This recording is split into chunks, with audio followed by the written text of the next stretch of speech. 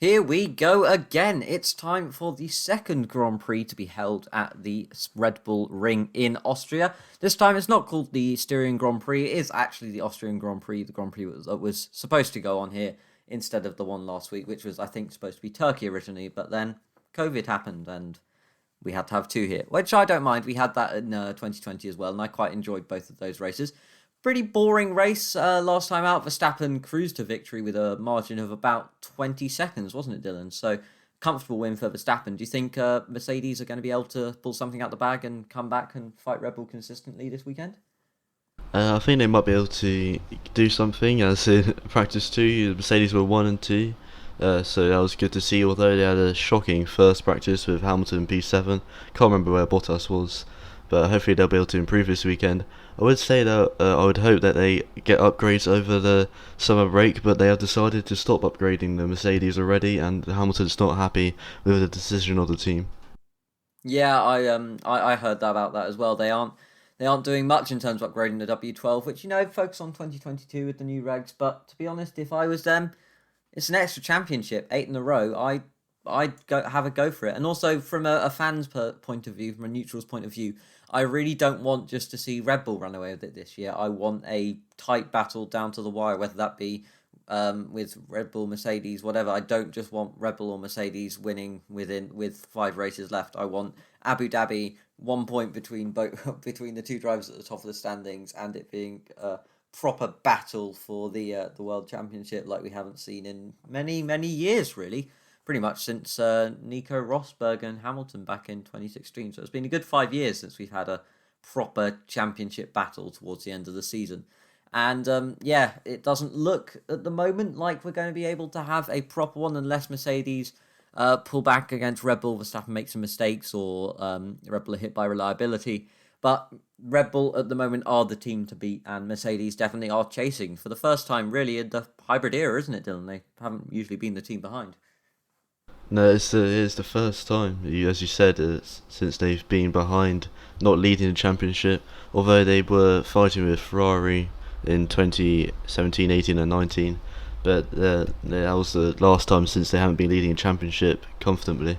So yeah, it's nice to see though that it's not just Mercedes dominating. Even though I'm a Mercedes fan, it's nice to see that there are two teams squabbling for the lead of the constructors and drivers. Yeah, it is nice to see. Even as a fan of Mercedes, I think we can all agree that it would be it is a nice thing for to see a tight battle at the top, and obviously that is between the teams and the drivers, with other teams looking strong as well. Aston Martin scored very well in practice too. I think they took third and fourth with Vettel and Stroll. I can't remember in which order, but they look quite strong. McLaren, sadly, as a McLaren fan, we don't look as good as McLaren have been in the last few races. But it is only practice, it is only FP1 and FP2, so we'll have to see how it pans out over the weekend. And George Russell, big storyline of the last Grand Prix. George Russell, 0.008 seconds off Q3, and then he got promoted due to Sonoda having a penalty for some reason. And he was running in the points all race, having a solid race. I think he was in P7 at one point.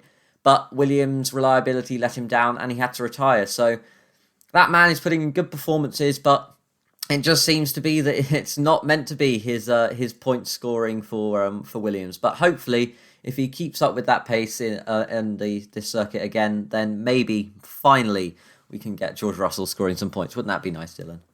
It would be nice to see him finally getting some points in the Williams. Although it won't be his first time ever in F1, so he got some Mercedes in Bahrain last year. So it would be nice though to see if Williams finally scoring a point after was it 2019? Was it Kubica when he scored the last point? I believe it was. So it'd be Yeah, nice to see them the back up German there Grand again. Prix, wasn't it? The German Yeah. Grand Prix scored that point. But yeah, I definitely I agree with you. It will be nice to see Williams back in the points. Such a historic team. Not doing so well at the moment. But moving on to our predictions. That is why we're here, of course, on this episode. In qualifying, I predict that Max Verstappen is going to get pole position, followed by Lewis Hamilton. Bit of a wild card. Probably not going to happen. I think Sebastian Vettel's going to get P3 if I go off the practice 1 and 2 data. Then he looks strong. So maybe, old Seb will come back, get P3 in qualifying, and we'll see Sebastian Vettel take the win for Aston Martin. Maybe. Probably not. Dylan, what do you think? I think Verstappen will get pole position again, and Hamilton will be trailing him. hopefully it will be close, but I'm not sure if it will be. And I think the third Red Bull will get a third place, as not the third Red Bull, the second Red Bull will get third place. And I don't think Bottas is very quick this weekend, and he seems to be struggling a bit, even though they get P2, but still, I don't think he'll have the one lap pace to beat the Red Bulls, as they are strong this weekend, and as you saw last weekend.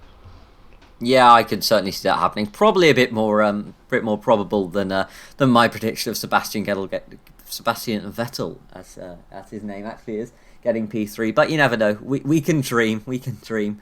See Vettel back in his old Red Bull form that he hasn't been in for many years, actually, really since 2018. Sad to see, but all drivers come to reach their peak and then come down. And Seb is getting on a bit in terms of Formula One age. He's still young. I think he's in his 30s. So yeah, he's not exactly that old in real world terms, but in F1 he's quite old. And now moving on to race predictions, I think that Max Verstappen is going to convert that pole position into a win, followed by Sergio Perez in P2 to take a Red Bull 1-2 and Red Bull's 5th consecutive win of the season if that happens, and Lewis Hamilton bringing up the rear for the podium in P3. And yeah, I just think Red Bull, team to beat. They were very fast here last week, and I think they'll be more dialed into this circuit as they've had a week to practice already. So if they get that set up perfect and the W12 hasn't been upgraded for Hamilton, then I don't think there's much Mercedes will be able to do, and they will just cruise to a 1-2 in the race. Dylan, what do you think? I think Verstappen, like you, will convert his pole into a win, as the car is very quick this year. Hamilton will trail behind the second, maybe he'll get closer, and I think Perez will come in third and just hopefully will do very well. Yeah, I can see that happening. You know, Hamilton's such a high caliber driver, and he certainly has been getting the most out of that Mercedes this season. Although not in recent races, he has been struggling a bit. But yeah, I can certainly see a Verstappen versus Hamilton for the win this weekend. But obviously, that is just all prediction, and we're just going to have to see how it turns out over the next couple of days at the Austrian Grand Prix. We'll be back for our predictions or a post-race episode if we come up with some interesting content to do. But we'll be back, if not, for our predictions for the next Grand Prix. But for now, I've been Ed. And I've been Dylan. Bye-bye. Bye-bye.